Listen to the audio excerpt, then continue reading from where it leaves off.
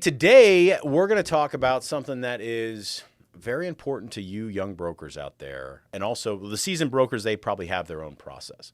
But when a lot of brokers come into level funded space, when they go sit down with a client and say, I've got a potential to reduce your monthly cost by 10, 20, 30%, at that moment, they have the attention of the business owner, as long as they're believed in that comment, right? There's no free lunch. People are aware of that. And so whenever you talk about big reductions in costs, the first thing that the business owner is going to do is ask themselves two questions.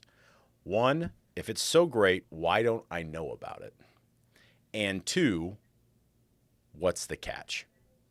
And those two questions can be answered and then framed in a way of you as a young broker providing deep service to this new potential client. Selling or providing access to a level funded plan as opposed to a fully insured plan is a completely different process. With fully insured, those brokers that walk in, if they're not exploring deeper options, when they walk in, they're effectively just a conduit. They're saying, I have access to this program. Do you want to jump on board?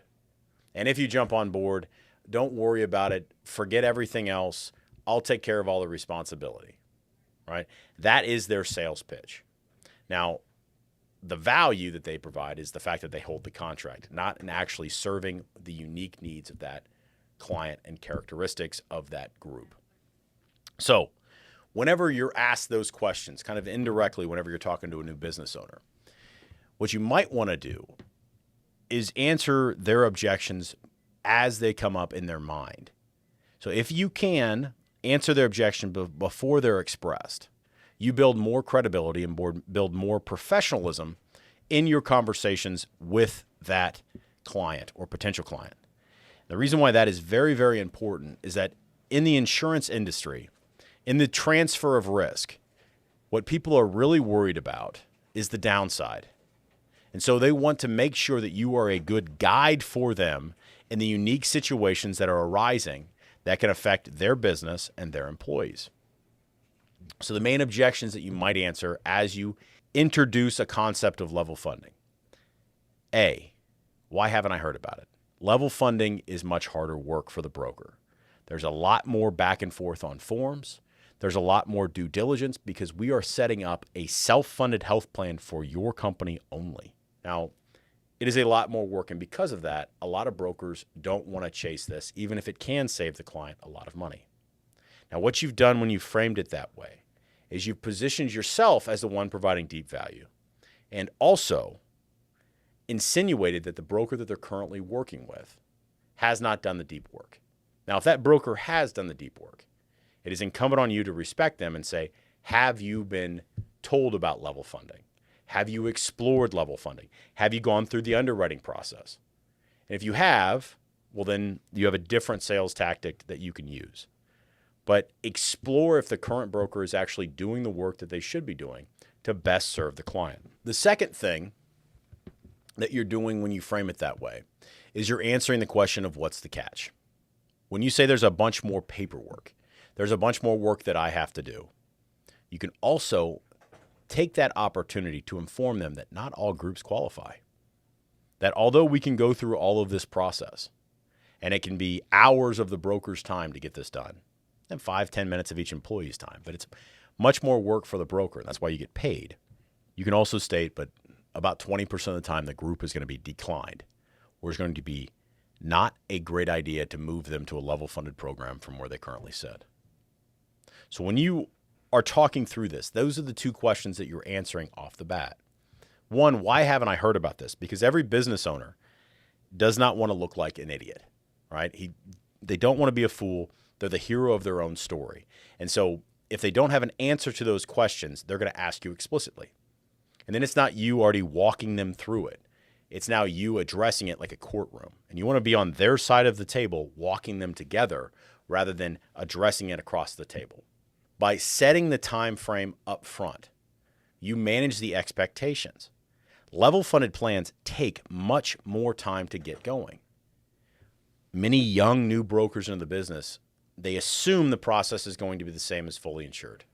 They assume that we can get this done, hop, skip, and a jump. No, this is a weeks-long process, usually around 3 weeks, sometimes longer, sometimes less. between getting the applications, getting it priced, getting all the forms over, getting everything in their hand. Make sure you set the expectation that this is going to take some time. I'm Mr. Business Owner. I'm going to need some information. I'm going to do most all of the work, but I can't do all of it. I need to talk to some of your team. I need to talk to some of your employees, get their applications. And by doing that, what you're really doing is showing them that this is a process of discovery. And as you are discovering what they have in their business, you can also use that open dialogue to discover their deep needs. What do they really want benefits for? What are they trying to do with their company? What are they trying to do with their employees? And by discovering those needs, you can custom build the plans to the unique company that you're working with. Not only is that service, and hear me on this, providing a custom plan that solves their problems in a very precise way is fantastic. That is the definition of service selling. The other side of this is that whenever you have something that fills their needs more precisely than they've ever had, it's not you selling them something, it is their plan. And your retention will go up because of that. If it is their plan, then you are their guy. If it is your plan, then you are a commodity as the broker. So you want the ownership of this plan to be customized to your client, because in that, there's a transfer of ownership and people care more, and then they see you as the one providing something that they already have, rather than you being just a conduit, just another guy who's harvesting a fee for a monopolistic position or a rent seeker in the middle. So when you are building these plans as a new broker, make sure you do three things. One, explain to the business owner why they probably haven't heard about it. So this is harder work for the broker. I'm going to do it as the broker. I'll do most of the work for you. Not everybody qualifies. There is a catch. Some people can't do it. And number three, this takes a lot longer. If you can manage those three things and be confident in your conversations with business owners, you will stay ahead of many of the problems that shake out if you don't do those three things. And your reputation in your small town, in your community, is what you have as an insurance man. If you do not protect your reputation with your life, you will be in trouble. These clients see you as the product until they buy in and you solve their problems in such a great way that their product is theirs. Following those three rules on every new sales process will keep you out of so many fires and so many, why isn't this done? It's been 3 days. Phone calls and situations. It'll lower everybody's stress level. It'll help you solve their problems, not just for 1 year, but for multiple. We'll see you out there. When you have more questions about how to serve fully insured clients by moving them over to level funding, we are happy to help. Please explore the Level Funded University. Get knowledgeable, get wise, and keep fighting for Main Street. We'll see you.